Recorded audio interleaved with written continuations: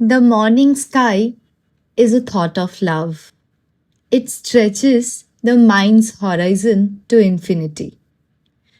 মানে প্রতিটি প্রভাতের সূর্যোদয় এক নতুন শুরু, এক নতুন আশা নিয়ে আসে। এটি মনের দিগন্তকে প্রসারিত করে, আমাদের চিন্তাভাবনাকে আরও বিস্তৃত করে, এক অগণিত সম্ভাবনার দিকে নিয়ে যায় আমাদের। A very warm welcome to my another blog, where with each step a new story unfolds. আজকের দিনটা ভাবলাম আপনাদের সাথে শুরু করি। আমার একটা সম্পূর্ণ কর্মব্যস্ত দিন কেমনভাবে কাটাই আমি, সেটা আপনাদেরকে আজ দেখাবো। I am not a tea or coffee person. তাই এই উষ্ণ গরম জলের কাপে চুমুক দিতে দিতেই আমার প্রত্যেক দিনের সকালটা শুরু হয়। কোনোদিন একটু লেবু জল করে নিই, কোনোদিন বা এই গরম জলটাই শুধু। এই দেখুন, এটা আমার ব্যালকনি। ঘরের মধ্যে এই জায়গাটা আমার সব থেকে প্রিয়।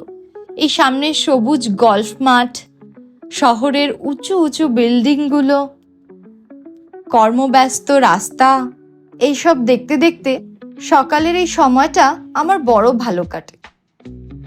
এক কথা এটা আমার সেলফ প্যাম্পারিং টাইম বলতে পারেন। এই যে ফুলগুলো দেখতে পাচ্ছেন, এগুলো সব আমার বাগানের, জানেন। আমার ব্যালকনিতে একটা ছোট্ট সাধের বাগান আছে, সেখানের থেকেই। স্নান সেরে এবার পুজোটা দিয়ে ফেলি। ইন্ডিয়াতে জেনারেলি নকুলদানা, বাতাসা এইসবই দেওয়া হয়। এখানে না অতটা অ্যাভেলেবিলিটি নেই, তাই যখন যেরকম পারি, কখনো ড্রাই ফ্রুটস, কখনো চকলেট, কখনো বাবার ফ্রুটস, সেই মতোই আমার ঠাকুরের খাবার ব্যবস্থা করতে হয় আমাকে। ঠাকুরের খাবার ব্যবস্থা করে এবার একটু নিজের পেট পুজোর ব্যবস্থা করা যাক, কি বলেন? ওই যে কথায় বলে না, খাদ্যরসিক বাঙালি, আমি একেবারেই তার ব্যতিক্রমী নই, জানেন। I am a big foodie, খুব ভালোবাসি খেতে আমি। কিন্তু ওই বয়স আর ওজন দুটোরই ক্রমবর্ধমান গতি মনকে একটু সচেতন করেই ফেলে। কিন্তু তাও এই সচেতনতার মাঝখানে এটা সেটা বাইরের থেকে খাওয়া, জাঙ্ক ফুড, এইসব তো চলতেই থাকে, তাই না? টিফিন বক্সে একটু ভালো খাবার না থাকলে কেন জানি না মনটা একটু খুঁতখুত করতে থাকে সারাদিন। তাই ভাবলাম আজকে একটু চটপট স্যান্ডউইচ বানিয়ে নিই। এটা ব্রেকফাস্ট বলবো না লাঞ্চ বলবো ঠিক জানি না, ব্রাঞ্চ বলা যায়। একটু চিকেন কিমা, ডিম সিদ্ধ পাউরুটির মধ্যে ভরে বাটারে দুপাশটা সেকে, এই দেখুন আমার স্যান্ডউইচ একদম রেডি। মাঝখান থেকে একটা কাট দিয়ে নেব, ব্যাস। ফয়েল পেপারে মুড়ে স্যান্ডউইচগুলোকে রেডি করে নিলাম। টিফিন বক্সে ভরে নিই চটাপট। টিফিন বক্সে ভরে টিফিন বক্সের লিডটা বন্ধ করে অফিসে নিয়ে যাওয়ার জন্য একদম রেডি। সেই ছোট্টবেলায় যেভাবে মা টিফিন গুছিয়ে দিত, ঠিক তেমনই এখন নিজেকে করতে হয়। এই যা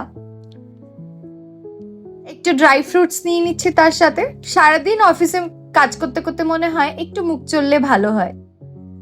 ব্যাস, আমার টিফিন বক্স, জলের বটল সব রেডি করে এবার চট করে রেডি হতে চলে যাব। ব্যাস, রেডি হয়ে এসে গেছি। চলুন আজকে আপনাদেরকে আমার অফিসের রাস্তাটাতে নিয়ে যাব। বাইরে থেকে শহরটা কেমন দেখতে লাগে আপনাদেরকে দেখাবো। এই দেখুন, এটা আমার অ্যাপার্টমেন্টের করিডোর। এটা একটা সার্ভিস অ্যাপার্টমেন্ট। অন্য কোনো একটা ব্লগে বিস্তারে বলবো কেমন হয় এখানে, কেমন ভাবে বাড়ি রেন্ট করতে হয়, আরো এটসেট্রা যা ডিটেলস আছে। চলুন এখন অফিসে যাওয়া যাক। এখানে প্রত্যেক অ্যাপার্টমেন্টের সামনেই এরকম সিকিউরিটি পয়েন্ট থাকে। বাড়ি থেকে বেরিয়েই পাশেই আমার বাড়ির এমবাসি। দেখুন এমবাসির পতাকাগুলো উড়ছে দেখা যাচ্ছে। আমার বাড়ি থেকে অফিস খুব বেশি দূরে নয়, জানেন। অফিসের কাছাকাছি ঘর নিয়েছি আমি। এই 10 থেকে 12 মিনিটের ওয়াকিং ডিস্টেন্স।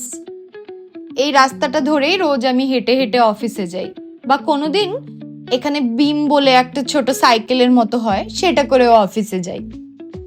এই রাস্তা দিয়ে যেতে যেতে রোজ মাকে এক্সপ্লেন করি কেমন জায়গাটা, কেমন বিল্ডিং, কখনো বা ভিডিও কলেও দেখাই। আজ আপনাদেরকে করছি।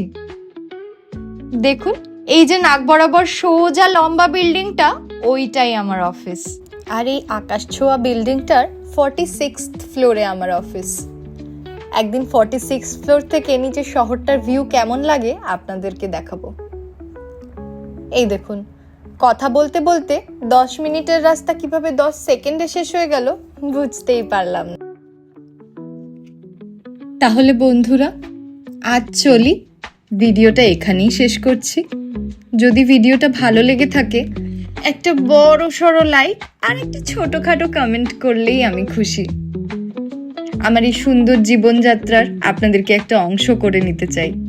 চ্যানেলটা সাবস্ক্রাইব করে পাশে থাকবেন।